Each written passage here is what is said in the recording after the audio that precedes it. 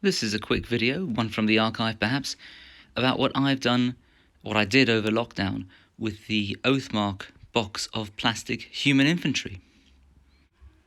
Oathmark, of course, is a miniatures agnostic rank and flank fantasy skirmish game, but one of the more kind of innovative approaches seems to be that it kind of departs from the usual modern nationalism you find in all fantasy games where, orcs only fight with orcs, occasionally with goblins, humans are just humans, elves are just elves, dwarves are just dwarves, and you might have an alliance, but that's basically it.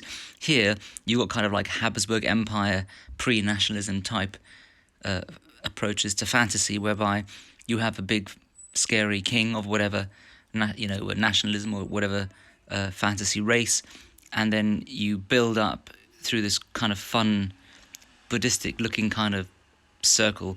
You fill out different types of terrain in your kingdom, and different kinds of terrain give rise to different kinds of units you can hire from different kinds of races, and they all just owe fealty to you.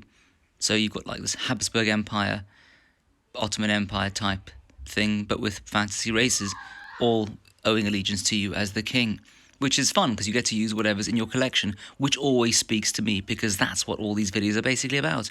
Me using my increasingly vast collection for different rule sets. And that's even reflected in the artwork, which is gorgeous and very kind of 1980s Lord of the Rings type artwork. As you can see there, you've got this bunch of humans and orcs attacking, doing some kind of Viking raid type thing on some dwarves. And I'm not going to go into the rules particularly because I haven't actually played, but someone in my gaming group has said they are willing to play, and so that's why I pulled out this unit from the garage. My recollection is you get 30 of these miniatures, which means you must get 6 of that sprue on the left. You can see front and back here, and this is what I've done with mine, because I'm going to use them, first of all, first use they'll ever have, for a game in a few weeks, whereby they're going to be human spearmen, which will be these guys. And what I'll do is I'll show you, over the weeks, everything else that I've got laid out for this Oathmark, mostly human army. So I took the Oathmark Spearman box, and although it had some fantastic heads, I didn't think it had enough heads for a unit of 25. And I had a look around in the bits box, and I thought, well, they don't have an obvious leader. Actually, that's not true. You could make up a leader, but I had this, spare Foundry Viking sitting around, and he looks clearly leader-like, just yelling and pointing. So I thought, hey, why not? Let's use him here. They come with these square shields, rectangular shields, and I had a whole pile of these round Dark Age shields from Artisan Miniatures, most of which are okay, but some of which were just not well cast around the edges, as you can see, and some which looked like someone had tried to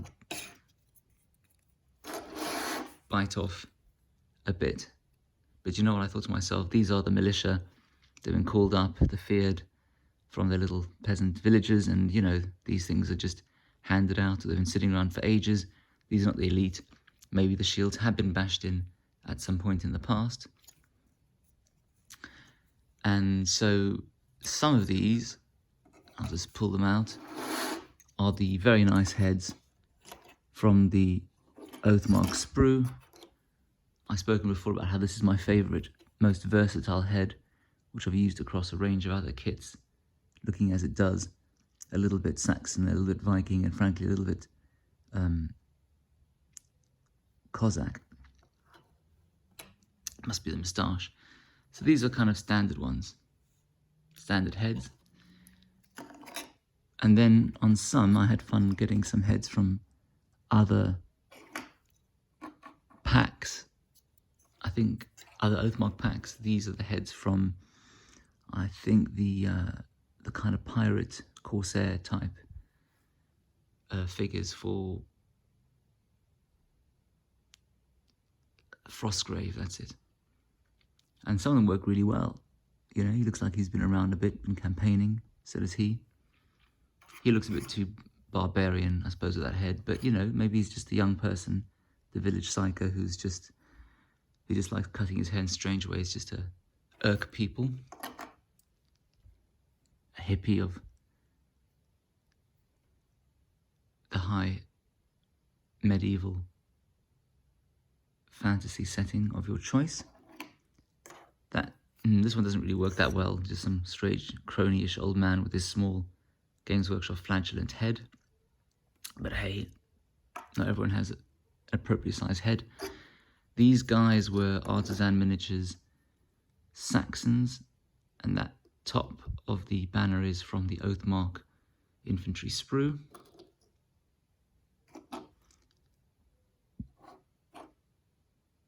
But the most fun I had was with these three, because their little heads have been sitting in a bits box for about 15 years. Can you guess where these are from? Can you? Can you? Those are heads from, they were either Bretonnian archers or Bretonnian foot soldiers, whatever they call them. And they all fit in quite nicely. All fit in quite nicely.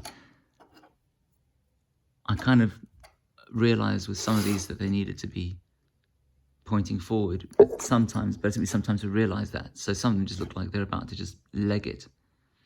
But then again, it's all still in keeping with the nature of the unit, because when I check into the Oathmark rule set and work out what they're supposed to be, I'll make these not that elite.